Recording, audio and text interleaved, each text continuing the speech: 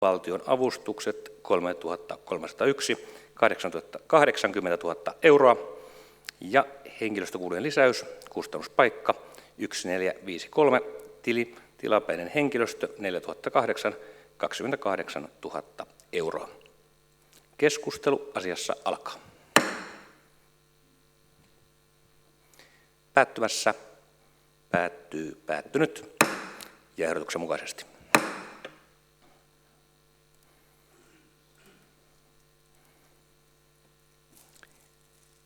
Ja siirrymme pykälän 39, lisämääräraha asiakirjojen sähköisen pitkäaikaistaltioinnin investointiin.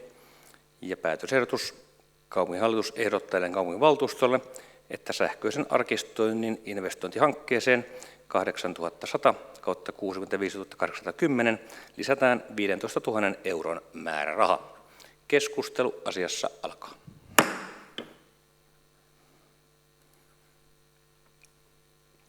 Päättymässä, päättynyt ja päätösehdotuksen mukaisesti.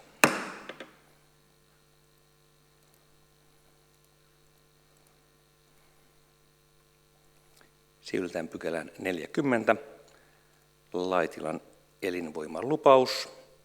Ja päätösehdotus: kaupunginhallitus esittää kaupunginvaltuustolle, että se hyväksyy liitteen olevan luonnoksen Laitilan elinvoimalupaukseksi. Ja todetaan tässä kohtaa tervetulleeksi kokousta seuraamaan myös toisen sopijapuolen yrittäjyyskeskuksen puheenjohtaja Tiina Kontra. Tervetuloa. Keskustelu asiassa alkaa. Päättymässä, päättynyt ja ehdotuksen mukaan.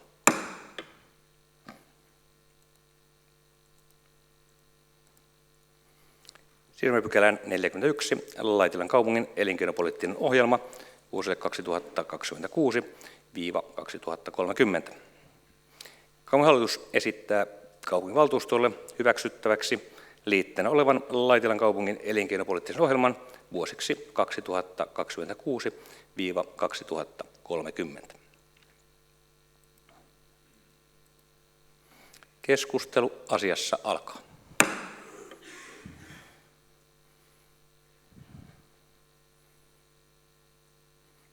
Päättymässä, päättynyt ja ehdotuksen mukaisesti.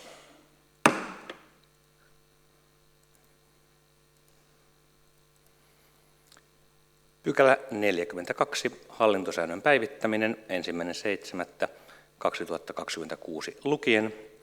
Päätösehdotus: kaupunginhallitus ehdottaa kaupunginvaltuustolle, että hallintosääntöön tehdään edellä mainitut muutokset pykäliin 16, 33 ja 187 ja 192 liitteen mukaisesti. Ja pöytäkirjateknisistä syistä tai listateknisistä syistä ne, mitkä sanotaan, että on edellä, niin ne on tosiasiassa siellä alapuolella, mutta kuitenkin näkyvät hallituksen käsittelyssä ja hallintosääntöluonnos siinä liitteenä. Keskustelu asiassa alkaa.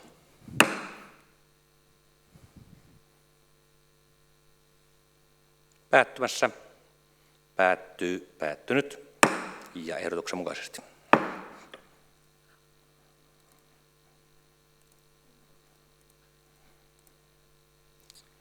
Pykälä 43, Laitilan kaupungin henkilöstökertomus 2025. Päätösehdotus: kaupunginvaltuusto merkitsee tiedoksi henkilöstökertomuksen vuodelta 2025. Ja kyseinen kertomus on esityslistan liitetiedostona. Keskustelu asiassa alkaa.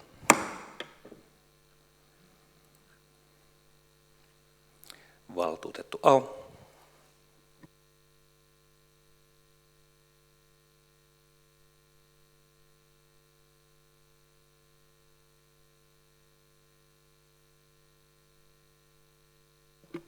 Arvoisa puheenjohtaja, hyvät valtuutetut.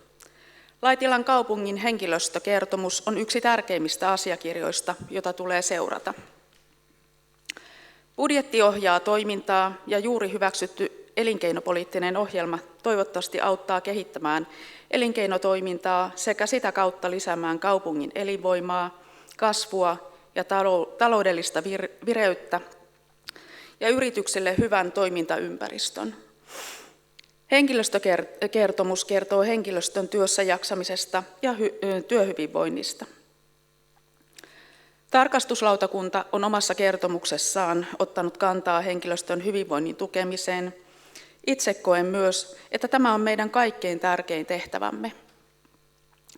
Ilman hyvinvoivaa henkilöstöä meillä ei ole myöskään toimivia palveluita.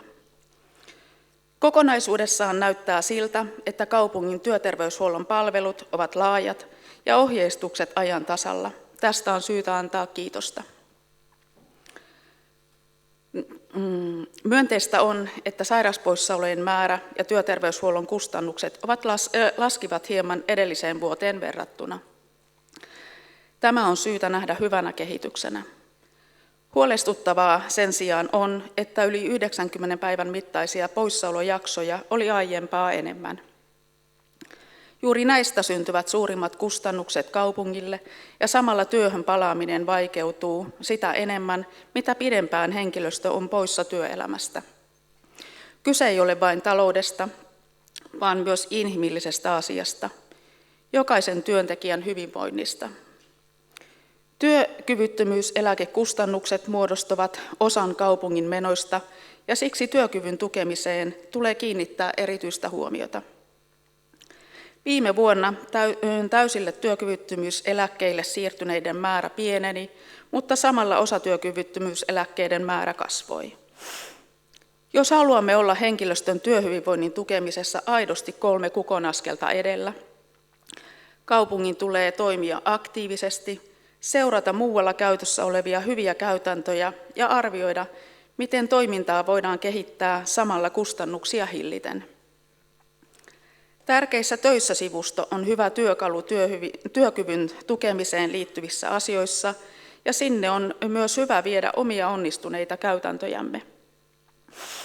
Erityisen ylpeä olen siitä, että meillä on tehty päätös, jonka mukaan viikon kestävältä kuntoutusjaksolta vähennetään palkkaa vain 5 päivän osalta. Työehtosopimuksen mukaan vähennys voisi olla 7 päivän palkka, vaikka työntekijä on pois 5 päivää viikossa. Tällä ratkaisulla on suuri merkitys työntekijöille. Hyvä esimerkki löytyy myös Seinäjoen kaupungilta, jossa sairauseläkeputkeen siirtymässä olevia työntekijöitä sijoitetaan uudelleen paikallisten yhdistysten kautta. Näin on saatu säästöä varhemaksuihin. Seinäjoen elinvoimajohtajan mukaan säästöä syntyy noin 250 000 euroa työntekijää kohden vuodessa. Tässä on Laitilan kaupungille yksi konkreettinen esimerkki, jota voisimme hyödyntää omassa toiminnassamme. Olemme joutuneet tekemään kipeitäkin säästötoimia ja myös tulevaisuudessa joudumme tarkastelemaan talouttamme tarkasti. Tukemalla työntekijöiden työkykyä nykyistä tehokkaammin voisimme saavuttaa luonnollisia säästöjä ja samalla mahdollistaa työntekijälle mielekkään työelämän aina vanhuuseläkkeelle saakka. Tästä hyötyisivät molemmat osapuolet. Itse asiassa me olemme valmistelemassa tästä valtuustoaloitetta, mutta jotenkin tuntuisi paljon luontevammalta käyttää se puheenvuoro tässä. Toivomme kuitenkin ja myös oletamme, että asian esille nostaminen johtaa myös konkreettisiin toimiin kaupungin taholla ilman erillistä aloitetta. Samalla on tärkeää huomioida, että paremman työelämän mahdollistaminen edellyttää myös riittäviä resursseja tämän paremman työhyvinvoinnin suunnitteluun. Tämä on panostus, joka maksaa itsensä takaisin. Ja ihan lopuksi haluan vielä kiittää kaupungin työntekijöitä siitä panoksesta, jonka olette tehneet Laitilan kaupungin hyväksi, ja toivottaa kaikille oikein hyvää kesää ja toivottavasti myös lämmintä sellaista. Kiitos. Kiitoksia ja keskustelu jatkuu, mutta ellei puheenvuoropyyntöjä ilmaannu, niin keskustelu on riittävää ja se päättyy ja ehdotuksen mukaisesti. No niin, nyt kone sanoi minulle, että virkistä kokousnäkymä. Katsotaan, mitä seuraavaksi tapahtuu. Ei virkistytty nähtävästi. Pieni tekninen tauko.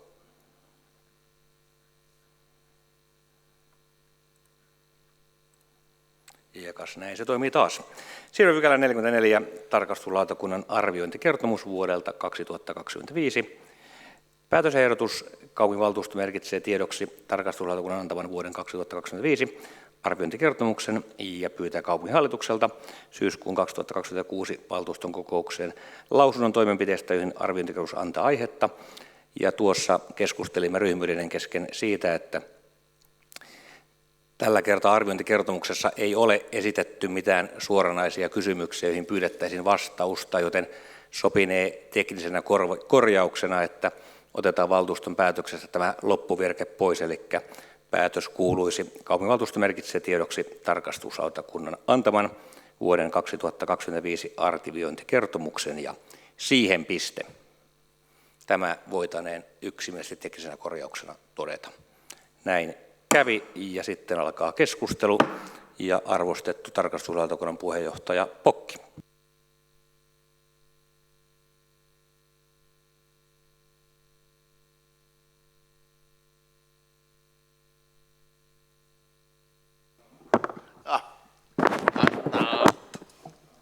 No niin, hyvä valtuusto.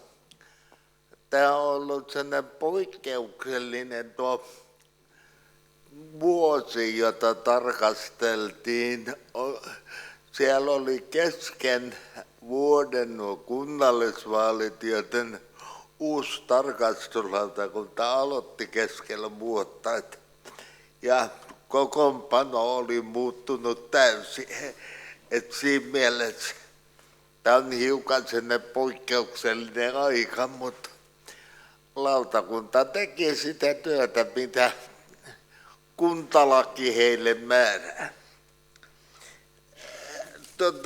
Ihan semmoisia asioita lähdettiin hyvin pitkälle semmoiset ajattelusta, että tarkastuslautakunta voisi olla myös tänne hallinnon sparraaja, että tehdään semmoinen porukalla hyvää työtä, eikä lähdetä siitä, että lautakunta hakemalla hakee mitään voisi löytää.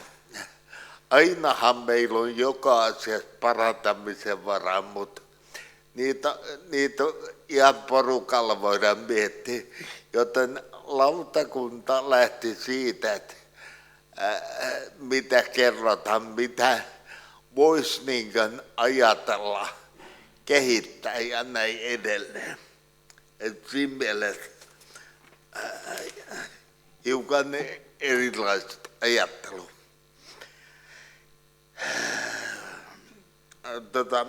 Tämmöistä positiivista ajattelua ollaan viljelty, että tavallaan niin viranhaltijat kuin luottamushenkilöt antaa kaupungista positiivista kuvaa, eli ei lähdetä hakemaan mitään ongelmia julkisuudessa ainakaan.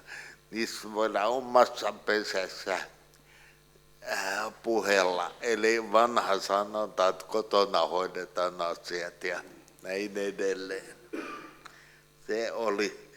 Sitten oli pohdinta, että kannattaisiko jotain pohtia uusia konsteja, mitä löydetään tuolta maailmalta, lähinnä tuolta työllisyyden hoidon kannalta, joka on tavallaan meillä kunnissa uutta. Siellä on monessa kunnassa mielenkiintoisia ideoita. Tätä kautta voitaisiin saada näitä niin sanottuja sakkomaksuja pienemmäksi.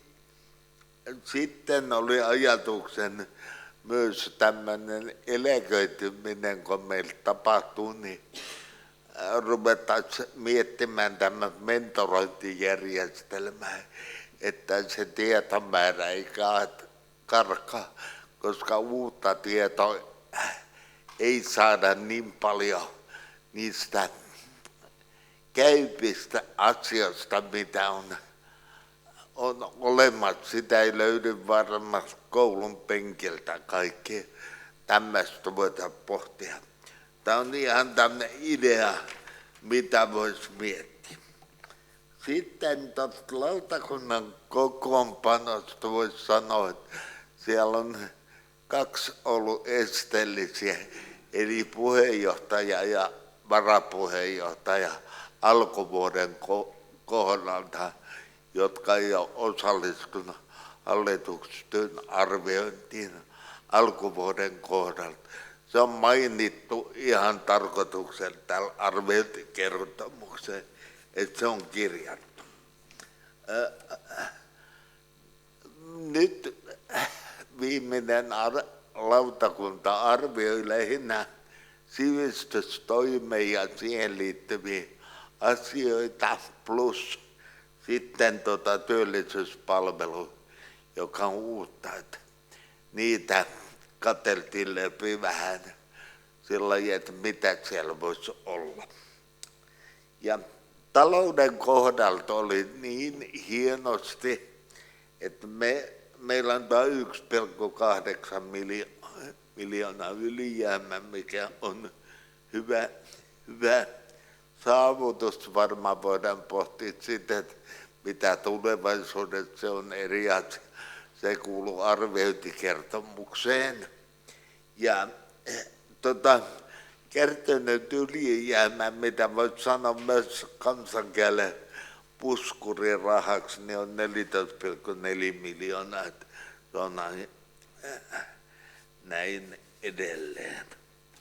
Sitten tällä arviointikertomuksessa on tehty erilaisia kuvaajia, että miten voidaan meidän taloutta katsoa, niin ne löytyy sieltä arviointikertomuksen. Niihin voi perehtyä valtuusto kuin haluaa. Siellä on kuitenkin semmoinen asia, että meidän mittareissa, niin sanottu kriisikuntamittareissa ei ole mitään huolestuttavaa. Et siinä mielessä me ollaan aika hyvissä kantimme. Vieläpä kun muistetaan, että meidän lainamäärä on laskenut. Se on aika positiivinen asia kanssa. No sitten tässä toiminnallisen tavoitteisiin, mitä ollaan pohdiskeltu eri alueilta. No, konsernitoiminnat mentiin läpi noin pääpiirteissään. Siellä on vain yksi asia, että konserniohjauksen kohdalla voitaisiin hiukan panostaa, koska meidän konserniohjeessa on konsernihallinnon edustajien kouluttaminen lähinnä hallitustyöosaajien. Tähän pitää painottua, että kuinka paljon on meidän ihmisiä. Kaupunkihallituksen kohdalla on semmoinen, että tietysti on positiivista tämä meidän tulokset kertoo meidän vakaasta taloudesta, mikä on strategiassa kerrottu. Osallistuminen budjetointi, mikä on kirjattu. Tähän tarkastuslautakunta toteaa, että tämä tulee korjata mahdollisimman pian. Tämä on hiukan ollut semmoista. Mitään ukasia tässä ei tule, mutta pitäisi hoitaa kuitenkin. Voi olla niin, että ja työttömyysturvan kuntaosuus on huomattavan suurin samassa valtakunnallisesti, johon pitää suhtautua vakavuudella. Ja olla varmaan suhtauduttu, mutta ei tarvitse tehdä kansiota. No niin. Sivistysvaliokunnan kohdalla katseltiin lähinnä tätä oppilasmäärän kehitystä, johon pitäisi pohtia, että mitä me ruvetaan tekemään. Talousarvio oppilasennusteiden mukaan vaalikauden aikana oppilasmäärä vähenee noin 100 oppilasta ja tähän tulee suhtautua vakavasti.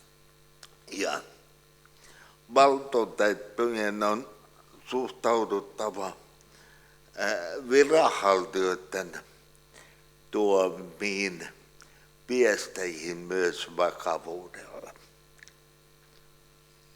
Lukion vetovoima on yksi tärkeä asia, koska silloin myös kaupungin vetovoiman kannalta tärkeä asia. Kannattaa pohtia. Hyvä on tämä kannattajastipendi asia, mikä on tullut esille. Sillä saattaa olla positiivinen, mutta kaikki keinot kannattaa käyttää. Nuorisotoimisto oli huolissaan siitä tilapäisjärjestelystä, että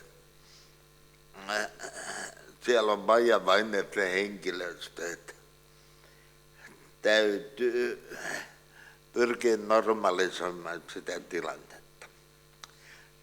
Viisareissa meillä oli keskustelu myös, että siellä on se, että sillä on vaikutusta sen valtionosuuteen. Hallintokuntien pitää tähän vakavasti puuttua. Ehkä se näkyy eniten sivistystoimen alueella. Että sillä on vaikutus kuitenkin ja tulosten raportoiminen on tärkeä. Teknisen valiokunnan puolella on nousi tuo vesimaksujen korotustarpeet, että sen täytyy vastata kuluja ja investointitarpeita. Nykyinen alijäämä luo paineen taksojen korotukselle. Tätä edellyttää nykyinen vesihuoltolaki ja mitä se tulee olemaan jatkossa, niin siellä on kovia haasteita edessä. Siihen täytyy välittömästi ruveta suhtautumaan tulevaisuuden kannalta. Niin saneeraustoimilta yleensä sanotaan meidän maan allahan on aikamoisia paineita. Sitten tuo henkilöstön vaihtuvuus on ollut teknisen puolella aika iso, mutta todennäköisesti siellä näyttää, että hommat alkaa korjaantua. Ja sitten tämä hyte-asia, mikä on tärkeä, ja tähän pitää ruveta katsomaan. Eli meillä viisarit näyttää niin, että meidän kulttuuritoimi on saanut hyvän tuloksen, mutta muuten meiltä löytyy parannettavaa. Tämä on semmoinen vakava asia, mitä kannattaa pohdiskella hallintokunnissa. Ja yhteenvetona niin tarkastuslautakunta esittää, että vastuuvapaus myönnetään ja kiittää koko henkilöstöä ja ollaan tyytyväisiä kaupungin toimintaan kuitenkin pääsääntöisesti. Aillahan hakemalla löytyy hakemista, mutta se ei voi olla tämän meidän järjestelmän tarkoitus. Kiitoksia. Kiitoksia tarkastuslautakunnan puheenjohtaja. Keskustelu arviointikertomuksesta jatkuu, mutta ellei sitä synny, niin se päätetään. Ja tarkastuslautakunnan arviointikertomus on tiedoksi saatu.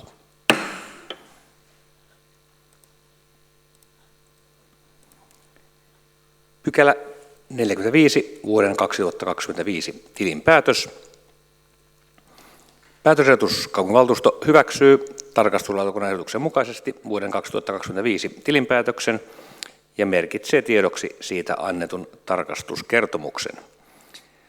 Ja on sovittu näin, että tilinpäätöstiedot on täällä 2 kertaan olleet käsittelyssä, eli 4. osavuosikatsauksen yhteydessä plus sitten tilinpäätöksen ennakkotietojen muodossa, ja niihin ei ole muutosta tullut, joten varsinaista esittelyä ei tässä vaiheessa enää tilinpäätöksestä pidetä. Ja edelleen ryhmien kesken on sovittu, että ryhmäpuheenvuoroja tilinpäätöksestä ei viimevuotiseen tai taitaa olla sitä edestä vuotta tapaan pidetä, mutta mikäli nyt muuten on halua kysyä tai keskustella tilinpäätöksestä, niin se on toki mahdollista. Keskustelu asiassa alkaa.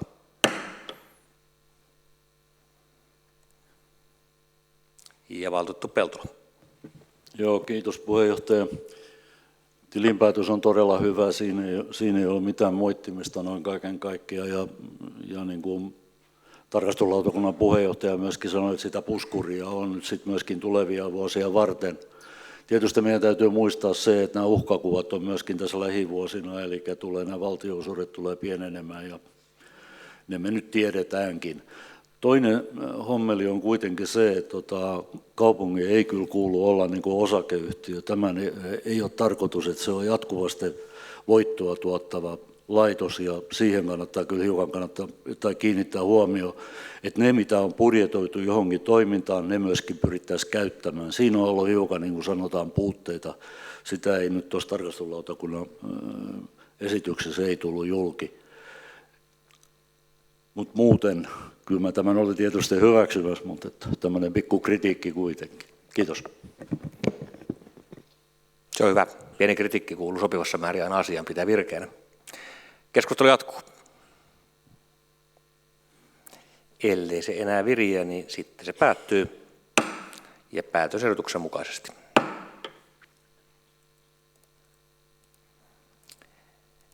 Siirrymme pykälään 46, vastuuvapauden myöntäminen tilivelvolliselle vuodelta 2025 ja päätösehdotus. Tarkastuslautakunta esittää kaupunginvaltuustolle, että tilivelvollisille myönnetään vastuuvapaus tilivuodelta 1.1.–31.12.2025. Keskustelu asiassa alkaa.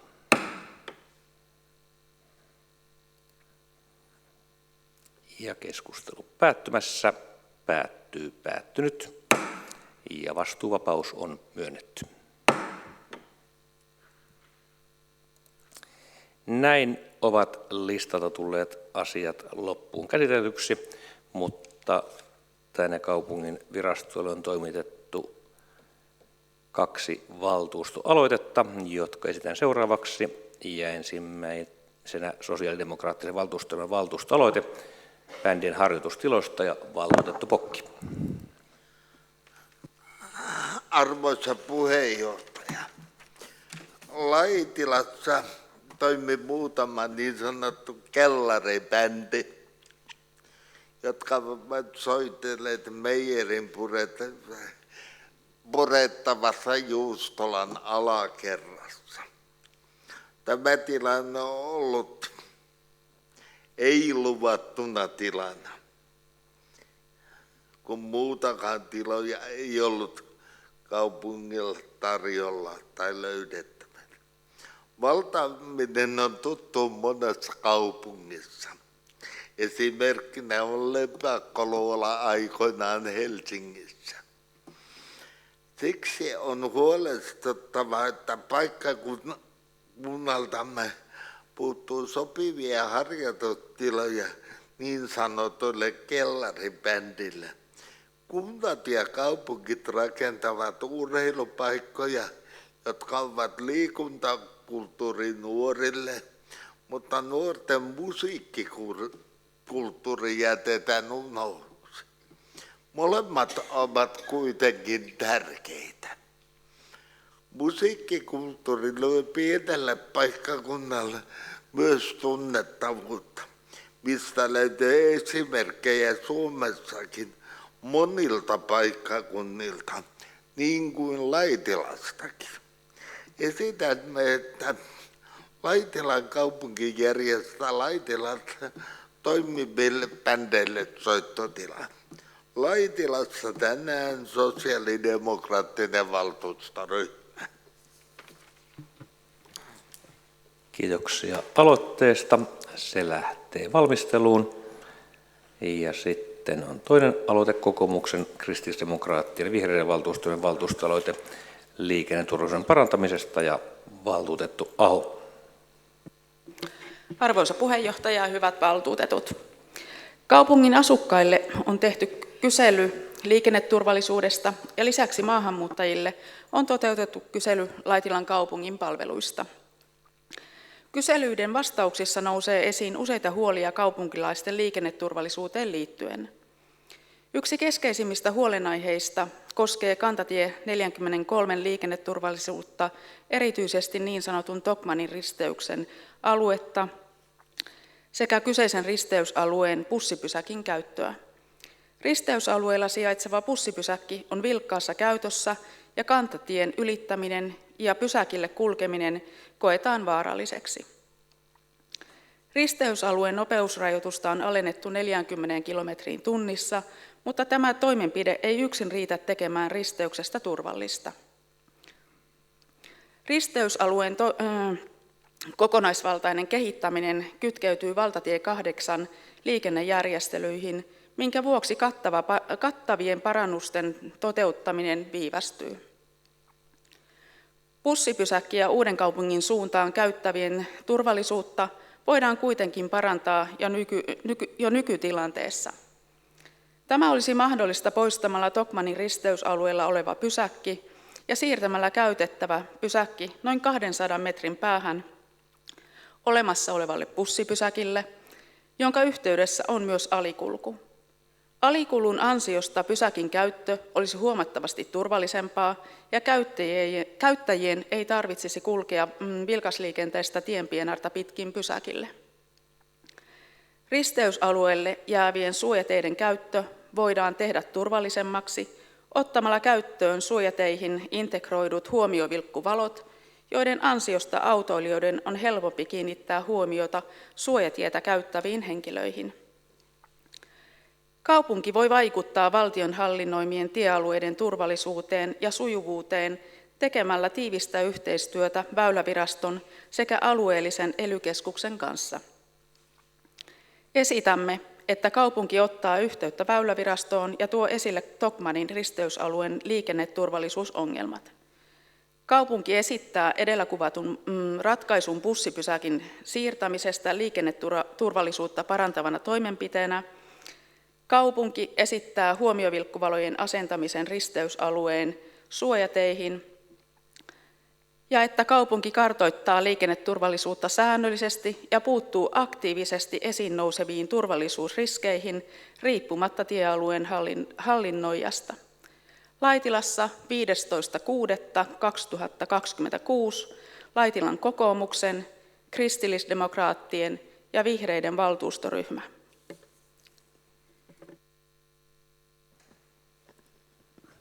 Kiitoksia. Myös tämä aloite otetaan vastaan ja lähetetään valmisteluun. Ja näin ovat aloitteet käsitelty. Ja seuraavaksi on vuorossa pieni huomionosoitus ja pyydän, että kaupunginhallituksen puheenjohtaja ja kaupunginjohtaja seuraavat perässä.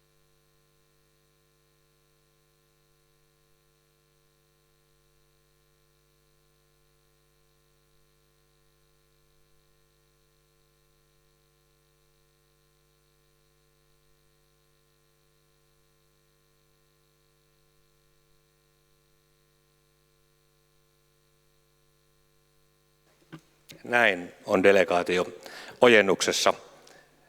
Ja arvoisa hallintojohtajamme Heli, tämä päättyvässä oleva kokous on nyt sitten tämänhetkisten tietojen valossa sinun virkakautesi viimeinen kaupunginvaltuuston kokous ja kesälomien myötä olet siirtymässä kohti väljempiä kalentereita ja toivottavasti muutenkin sellaista oman näköistäsi omilla ehdoillasi tapahtuvaa arkea.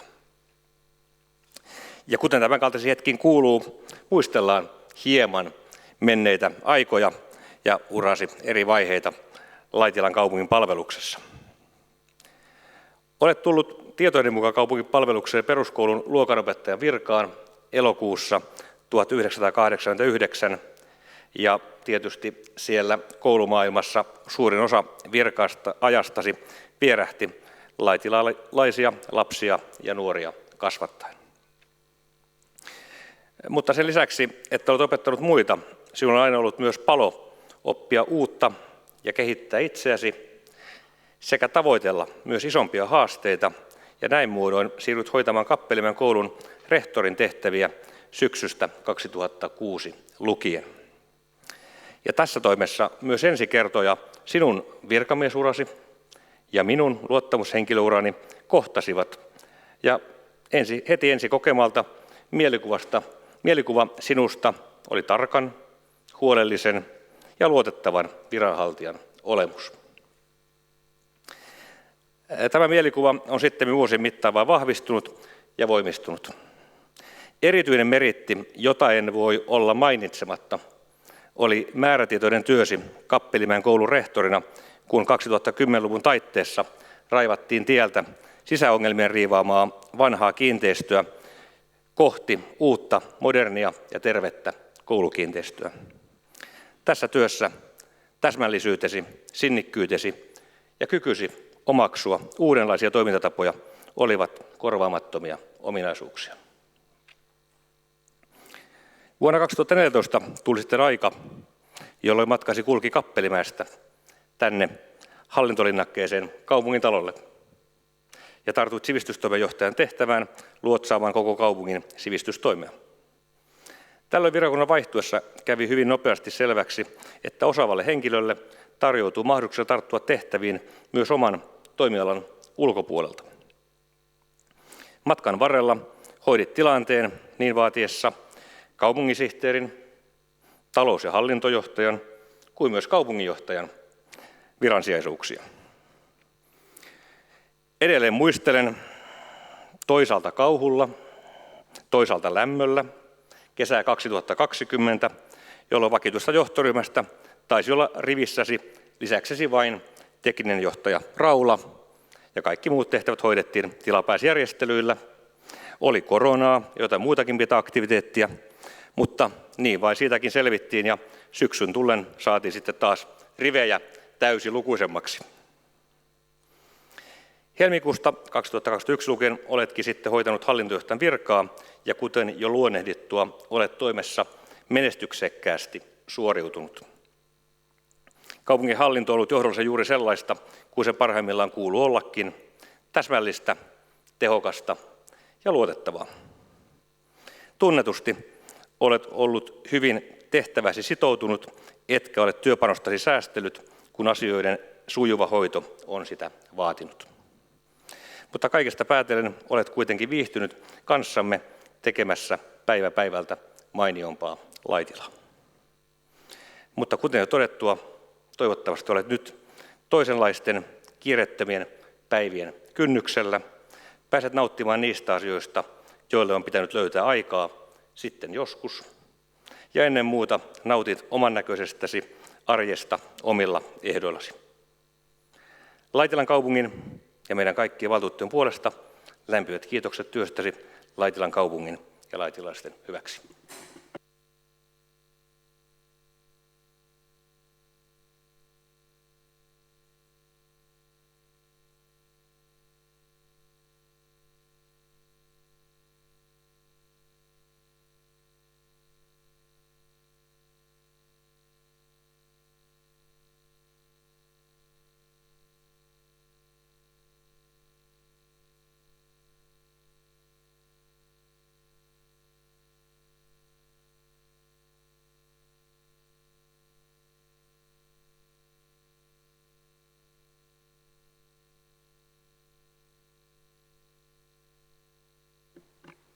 Haaveeni oli lähteä hiljaa pois, kun muut menee kahvitunnille ja kerätä nyyttini ja kassini ja hiipiä pois, mutta tässä nyt seison enkä muuta voi.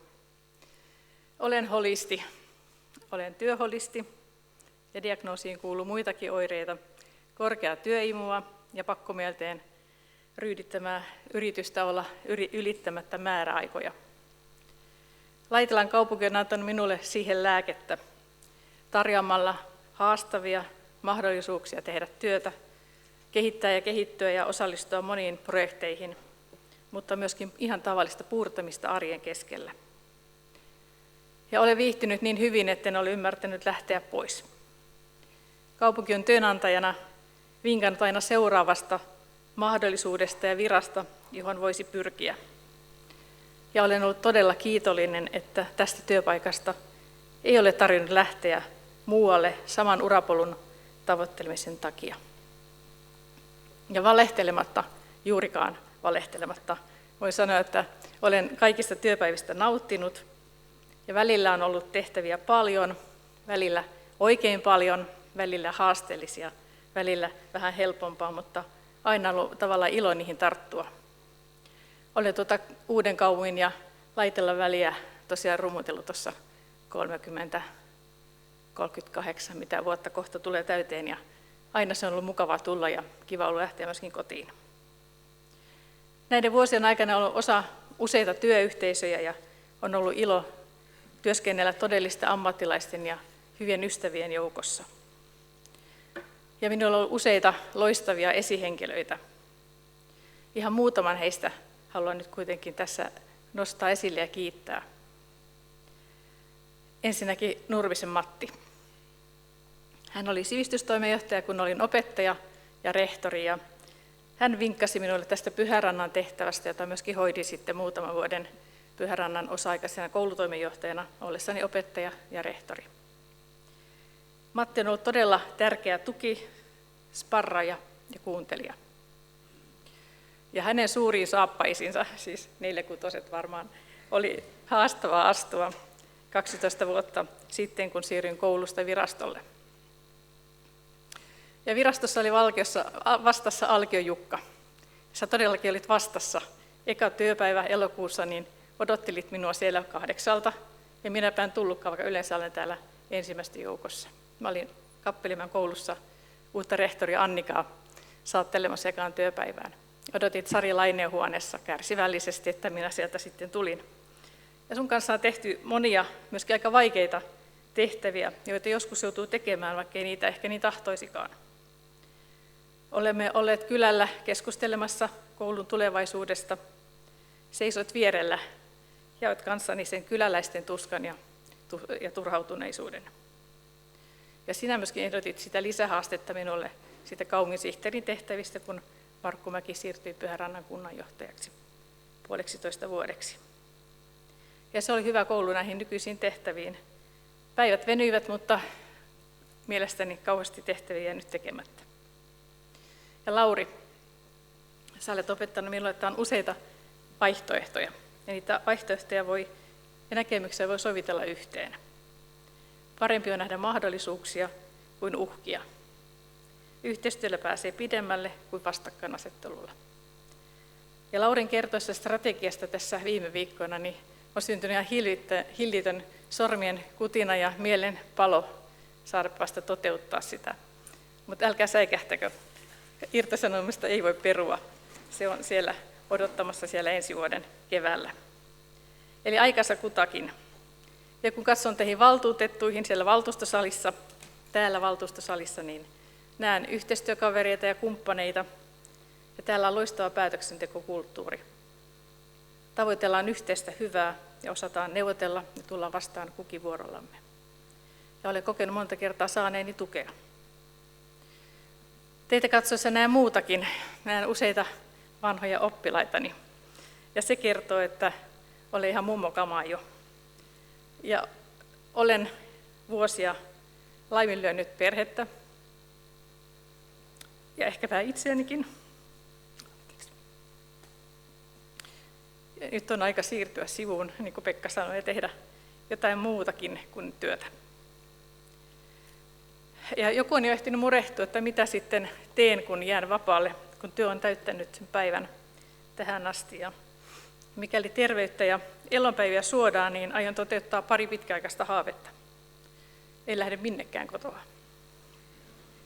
Osallistun kodin töihin ja nautin. Timo, tämä oli lupaus sinulle. Lupaan myöskin opetella äitini taidon, eli hän oli erittäin hyvä nyplääjä. Ja mä olen aina haaveillut ehtiväni Vakkaopiston kurssille, mutta en ole aina semmoiseen aikaan, joko maanantai-iltaisin tai päivisin, etten ole päässyt osallistumaan. Ja voin vakuuttaa, että rehtori Kaurasen ovella on harmistuneen näköinen henkilö, jos ensi vuonna kursseja ei järjestetäkään. Jotta ei olisi liian helppoa, niin olen myöskin aloittanut toukokuussa ammattitutkinnon suorittamisen ammattiopistossa. Ja kun isäni äiti, mammani, kuuli, että olen aloittanut opiskelut Turun yliopistossa kasvatustieteellisessä tiedekunnassa ja Åbo Akademissa teologisessa tiedekunnassa, niin hän sanoi harmistuneen, että siinä menee nyt hyvä pää hukkaan. Hän ei lainkaan arvostanut minun valintojani. En tiedä pään hyvyydestä, mutta toivon ja luulen, että isoäitikin on ehkä tyytyväinen, jos hän nyt katsoo ja näkee, että hyvin on käynyt. Tärkein kuitenkin viimeksi. Se sana on kiitos teille kärsivällisyydestä. Mä en ole varmaan aina ollut kaikkein mukavin ja helpoin ja sanonut törttyjä sanoja ja toiminut ehkä virheellisesti ja pyydän niitä anteeksi. Muistellaan hyvällä. Kiitos ja hyvää kesää.